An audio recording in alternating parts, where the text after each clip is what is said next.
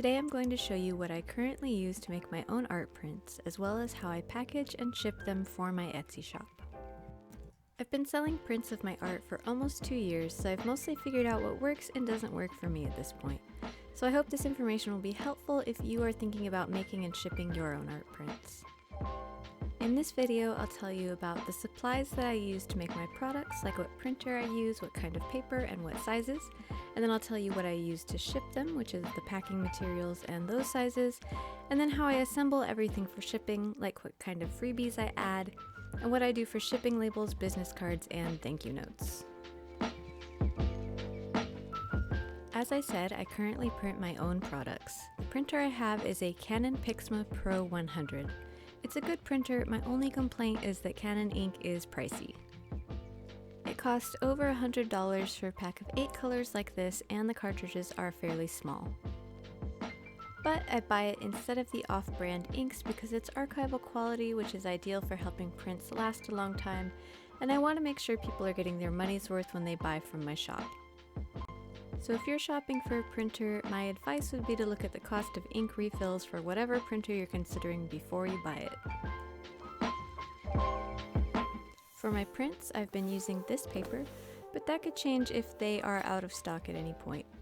The sizes I use are 5 by 7 inches and 8 by 10 inches, and I will link everything that I show in the description or some variation of it if I can't find the exact item. I also sell postcards as an alternative to having smaller art prints.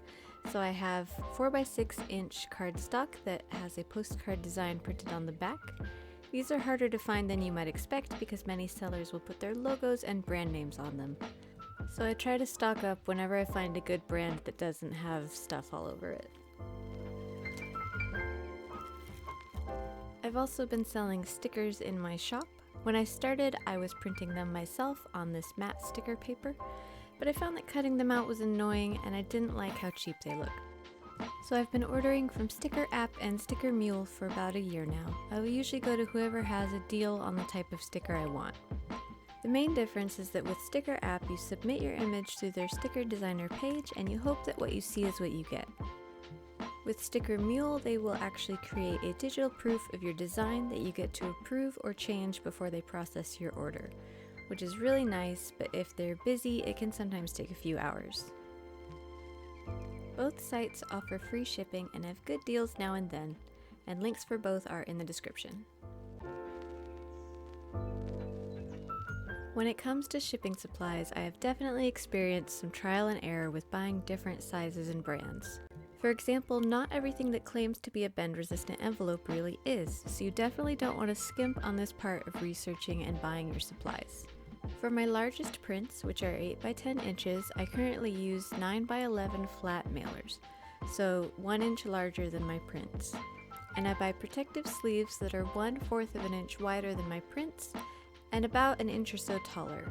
The height of the sleeves doesn't really matter since you're folding it over, but the height of your envelope matters a lot because the larger it is, the more likely it is to bend.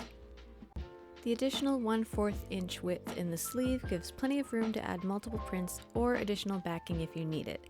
For backing, when I mentioned avoiding cheap supplies, this was one of them. I had ordered envelopes that ended up being too bendy, so to not waste them, I've been cutting them to be extra backing for my larger prints and original paintings. I'll also sometimes reuse parts of the packaging from things I've ordered in the mail whenever possible to make my supplies stretch and not be wasteful.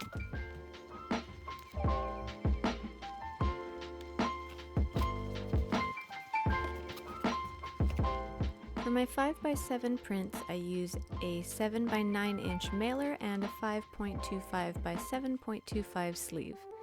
This mailer is maybe slightly too big for the prints according to my formula for the last print size, but since it's smaller and good quality, I'm not really worried about it.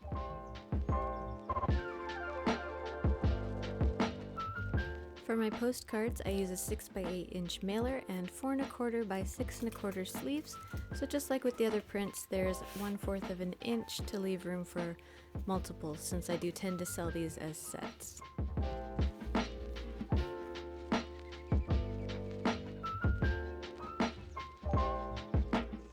And finally, for shipping stickers, I use craft paper envelopes. The stickers are pretty sturdy, so I don't feel like they need much protection, and I've ordered from other people who ship them this way too.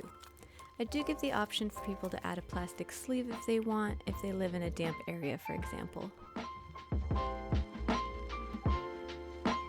I'm happy I actually have 2 real orders to show you for this video. One is postcards and one is stickers, so I can show you how I pack both of those, what freebies I add, and how I seal and decorate my envelopes. For my first few months on Etsy, I used to include business cards with my orders because that's what people always tell you to do, but actually I think they're kind of outdated and not really necessary. So I combined my social media info with my thank you note, which is a 4x6-inch cardstock card with a small print on one side and space to handwrite my thank you note on the other. I think this is better because people are more likely to keep a piece of artwork than a random business card, and then my info is right there on the back for anyone who is curious about the art. I'm not saying that everyone should do this, but for me it seemed like a better idea. I also include a free small sticker with every order. I currently have 2 sticker designs for this, one for when people order one of my Game of Thrones themed items and one for everything else. Since this person ordered Game of Thrones things, they get a mini Arya sticker and this one gets the butterfly. I'm going to throw in an extra sticker for this person since they ordered multiple things. Giving freebies is definitely one of my favorite things about selling my own prints.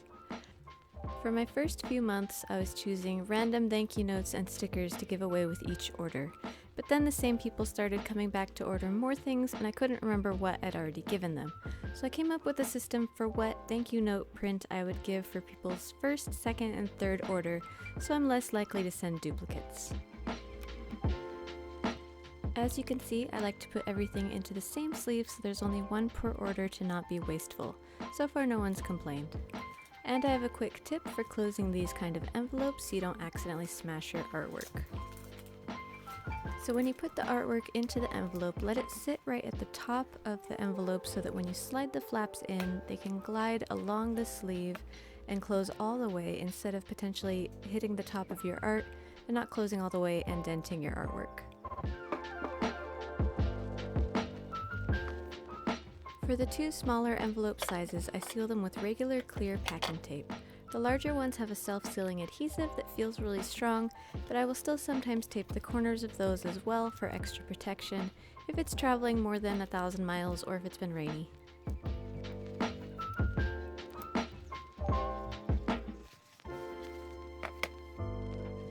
For my shipping labels, I actually started out by printing them onto normal paper and just taping them to the envelopes.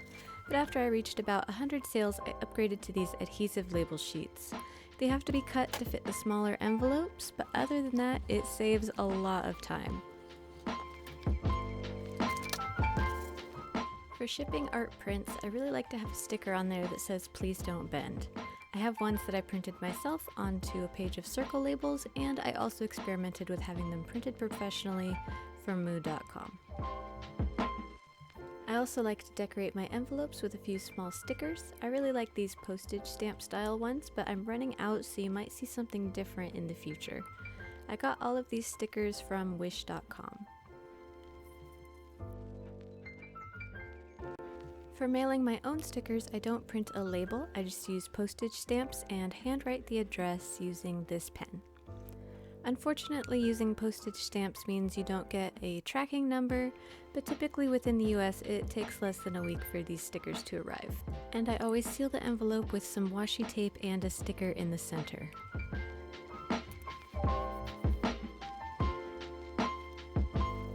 Once everything is all packed up, I drive it to the post office. I don't have a set schedule for it because people order pretty randomly, so for the sake of getting good reviews, I just try to go within 2 to 3 days of getting an order. The things I use will definitely evolve as I change up my products and as the supplies that I use stop being available, but for now this is what I do.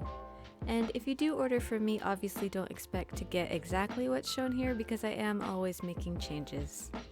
This video is part of a small series of videos that I'm doing about my experience with selling my art on Etsy. The next video will be on the steps that I took to plan and start my shop.